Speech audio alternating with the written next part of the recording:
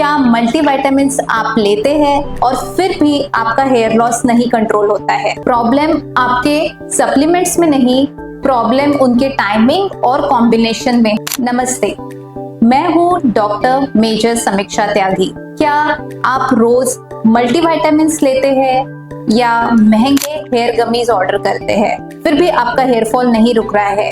आज मैं आपको एक डॉक्टर होने के नाते एक कड़वी सच्चाई बताती हूँ। प्रॉब्लम आपके सप्लीमेंट्स में नहीं, प्रॉब्लम उनके टाइमिंग और कॉम्बिनेशन में है।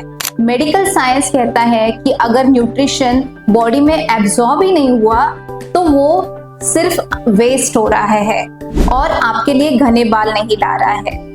आज इस न्यूट्रिशन के मास्टर क्लास में मैं आपको बताऊंगी कि हेयर ग्रोथ के लिए सबसे जरूरी विटामिन्स क्या है।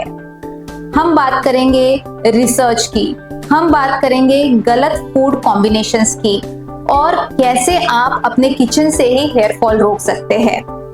वीडियो के एंड में मैं आपको एक प्री न्यूट्रिशन सप्लीमेंट शेड्यूल भी दूंगी, इसके लिए आप इसे लास्ट तक जरूर देखें। सबसे पहले हम बात करेंगे कि कौन से विटामिन एसेंशियल है और वो सही तरीके से आपकी बॉडी में कैसे एब्जॉर्ब होते हैं।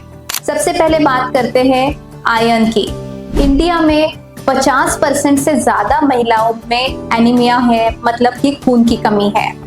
लेकिन क्या आपको पता है, साइंटिफिक रिसर्च जर्नल कहते हैं कि अगर आपकी बॉडी में फेरेटिन की लेवल अगर 30 से कम है तो ये आपके हेयर लॉस के साथ बहुत ज्यादा स्ट्रांगली एसोसिएटेड होता है, स्पेशली लेडीज में।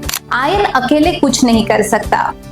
जो डर्मेटोलॉजी की जर्नल्स है उनके रिपोर्ट के हिसाब से आयरन को ऑब्जॉर्ब करने के लिए एल-लाइसिन नाम की अमीनो एसिड की जरूरत होती है।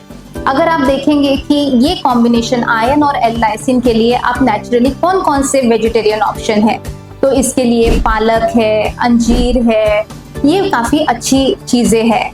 लाइसिन के लिए आप पनीर, दालें, पंपकिन सीड, ये भी आपके डाइट में इंक्लूड कर सकते हैं। अगर आप डे टू डे अपने बॉडी में आयरन अच्छा एब्जॉर्ब होना चाहते हैं और अगर आप आयरन के साथ दही या दूध लेते हैं तो आयरन और कैल्शियम आपस में ठीक से इंटरेक्ट नहीं होते और वो आयरन का एब्जॉर्प्शन बॉडी में होने नहीं देते।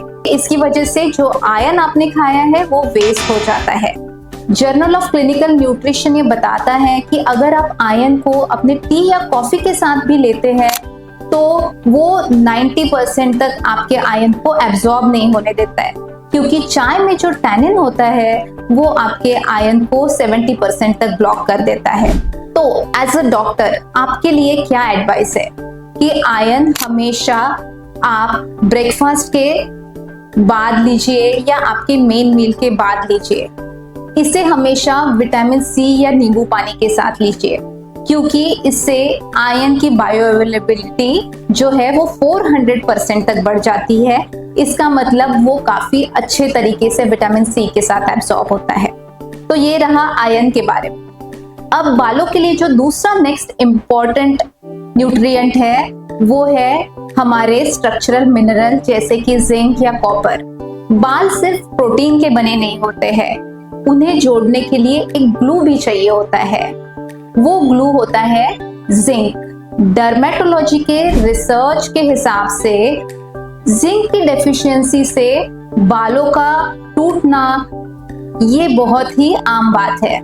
अगर हम देखें कि जिंक के लिए हमारे डाइट में क्या नेचुरल ऑप्शंस है, तो अगर हम जो भी होल ग्रेन्स है या चना है या सनफ्लावर की सीड्स है, ये सब काफी अच्छे ऑप्शंस है जहां से हमें जिंक मिलता है। और आपके बाल वक्त से पहले सफेद भी अगर हो रहे हैं तो आपके बालों में कॉपर की डेफिशिएंसी हो सकती है, जो कि आपको खाने में अखरोट, बादाम, डार्क चॉकलेट, इन जैसी चीजों में मिलेगा। पर अगर आप हाई डोज जिंक सप्लीमेंट बिना डॉक्टर की सलाह के ले रहे हैं तो आपकी बॉडी में जिंक ज्यादा होने की वजह से कॉपर की लेवल काफी कम हो जाती है। इसलिए जिंक को हमेशा खाने के साथ लेना चाहिए। काफी बार ये खाली पेट लेने से आपको नौशिया जैसी प्रॉब्लम भी हो सकती है। नेक्स्ट जो कॉम्बिनेशन है वो है हमारे डीएनए ग्रोथ फैक्टर मतलब जो बालों की ग्रोथ के लिए रिस्पॉन्सिबल होते हैं वो है vitamin B12, folate, vitamin D3। क्या आपको पता है कि आपके जो बाल है वो आपके बॉडी में सबसे फास्ट ग्रोइंग सेल्स है। इन्हें डिवाइड होने के लिए बहुत ज्यादा डीएनए सिंथेसिस की जरूरत होती है जो विटामिन डी, विटामिन B12 और फोलेट से आता है। डर्मेटोलॉजिकल रिसर्च हमें ये बताता है B12 ये हमारे हेयर फॉलिकल्स को ऑक्सीजन की तरह जरूरत होती है, और विटामिन D3 ये कोई विटामिन नहीं है, ये एक्चुअल में एक हार्मोन है जो कि हेयर फॉलिकल को जगा के रखता है।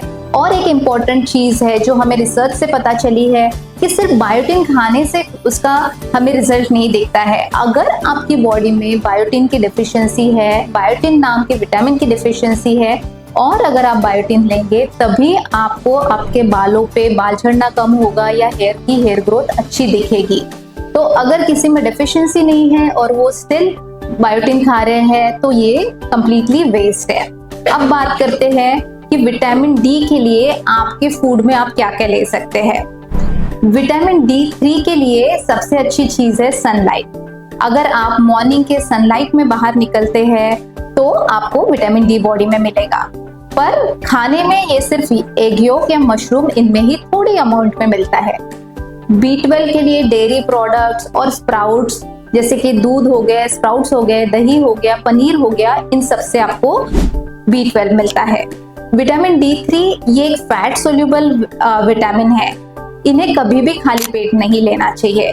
इन्हें हमेशा खाने के सबसे इम्पोर्टेंट मील जैसे कि लंच के बाद लेना चाहिए। अब बात करते हैं एंटीऑक्सीडेंट शील्ड जैसे कि विटामिन ई और ओमेगा 3 जो कि आपके बालों के लिए काफी इम्पोर्टेंट होते हैं।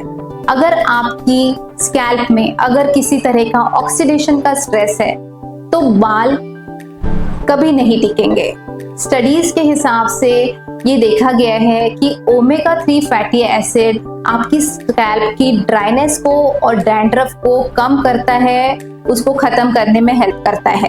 तो ये हमें फ्लैक्सीड से मिलता है, ये हमें अखरोट से मिलता है, चिया सीड से मिलता है।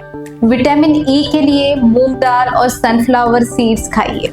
बहुत लोग हेयर ग्रोथ के लिए बहुत सारी विटामिन ई की कैप्सूल्स ऐसे ही खाते रहते हैं, पर जब विटामिन ई बॉडी में काफी एक्सेस लेवल में हो जाता है तो इसकी वजह से भी हेयर शेडिंग हो सकती है। इसलिए हमेशा बैलेंस्ड अप्रोच रखें। अननेसेसरी बिना कंसल्टेशन के या बिना रिक्वायरमेंट के अननेसेसरी विटामिन्स ना लें। दोस्तों, न्यूट्रिशन एक बहुत बड़ी बुनियाद है, लेकिन ये जादू नहीं है। अगर आपका हेयर लॉस जेनेटिक है या आपको पीसीओडी या थायराइड जैसे हार्मोनल इश्यूज है तो सिर्फ डाइट से काम नहीं चलेगा। अगर आप थक चुके हैं और हर नया मैजिक ऑयल और हेयर ग्रमीज ट्राई कर चुके हैं तो एक बार साइंस को भी मौका जरूर दीजिए। ट्रीटमेंट लॉजिक क्लिनिक में हम सिर्फ ऊपर से ही नहीं बल्कि बालों के जड़ से इलाज करते हैं। हम आपको ब्लड रिपोर्ट्स को एनालाइज करते हैं, आपके हेयर लॉस की जड़ में क्या वजह है वो ढूंढते हैं। आपको भी अगर हेयर कंसर्न है तो नीचे दिए गए नंबर पे आप अपने बालों की फोटो शेयर कर सकते हैं। हमारी मेडिकल टीम उसे एनालाइज करेगी और आपको आपके हेयर लॉस की जर्नी में क्या करने से हेल्प हो सकती है इस बारे में गाइड करेगी। तो गेस मत करिए, अपने हेयर लॉस के कॉज को डायग्नोज करिए। ये हेयर लॉस का वीडियो अपने उन दोस्तों के साथ शेयर करें जो ढेर सारे सप्लीमेंट्स खा रहे हैं पर उन्हें रिजल्ट नहीं मिल रहा। मैं हूं डॉक्टर मेजर समीक्षा त्यागी। मिलते हैं अगले वीडियो में। Till then stay healthy, stay confident.